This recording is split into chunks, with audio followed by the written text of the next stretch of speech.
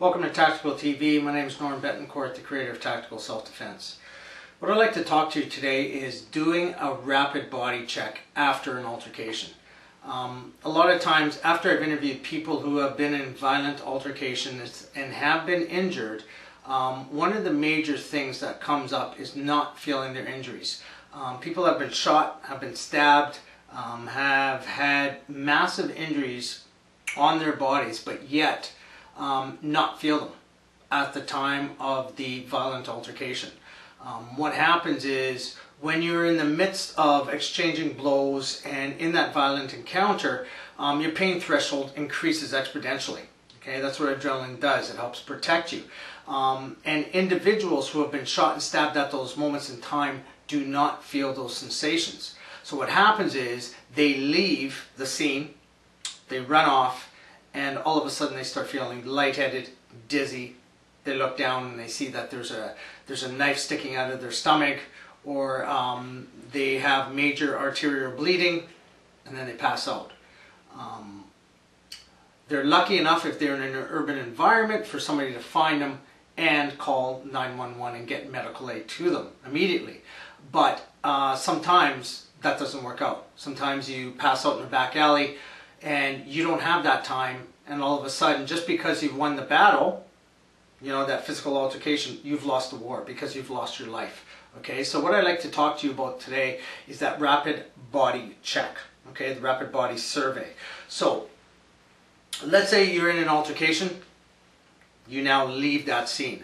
What you want to do is immediately after you leave that scene, get to a safe spot so you can do a rapid body check. All right, you want to have situational awareness. What I mean by that is when you're in a safe spot, you want to be aware of your surroundings just in case there's a possible ambush coming your way. All right, but now what you want to do is, as you're having situational awareness, you want to perform tactical breathing. And I've mentioned this previously in other posts, and I'll quickly go over it right now. Is you want to calm down those nerves. You're going to be shaking, okay? You're definitely going to be shaking.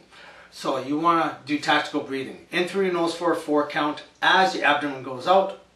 Hold for a 4 count. Breathe out through your mouth as your abdomen goes inwards.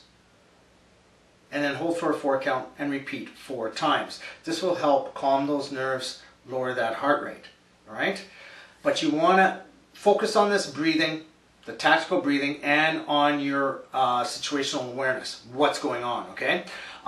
If in that altercation you used a weapon, such as, we'll say, a knife, okay? What you can do as well is have that weapon of choice that you use in your dominant hand when you're doing a rapid body check. Some people don't like doing this because they're shaky or nervous, so this is up to the user, okay? But for me, preference-wise, I would have my weapon in my hand. Just be alert to my surroundings, just in case that ambush does happen. I'm prepared, I'm ready to rock and roll. So what I want to do is this. With my weaker hand, I'm going to take a look at my palm and the back of my hand. And what I'm going to do is a quick check on the face. There's no blood there. Check the back of the skull, back of the head. No blood there. I move on to the neck. Check the carotid. If it's all clear here, I proceed to going to the right side of my arm, okay, underneath the armpit. Once again, I check, okay. Now I do the torso, and I do the back. On my right side, okay, it's clear. I do the same thing on my right leg. Do a check again on my hand, make sure it's all clear, and I perform a check on my left leg now. If that's all clear, I go up, check my torso, my left side of my torso, my back, repeat the process, okay, and I can switch my weapon into my weaker hand at this moment in time, making sure I'm focusing on my breathing, situational awareness, and do a check on my left arm, underneath the armpit, okay. If there's no bleeding there, I'm all good to go. Let's say I do have bleeding, arterial bleeding, anything like that. I highly suggest that you take a first aid course to know what to do and know what to expect when this occurs. That way you can give yourself time to get to medical aid. So if I do have arterial bleeding, you know, doing that pressure point, applying pressure, all that kind of thing, this will buy you time and you won't bleed out as much. You can control that bleeding somewhat and get to medical aid.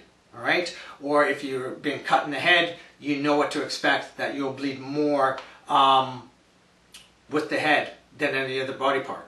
So that way you won't panic out, you won't get nervous, you won't think the worst case scenario there, okay? So remember, get to a safe place, situational awareness, tactical breathing, rapid body check.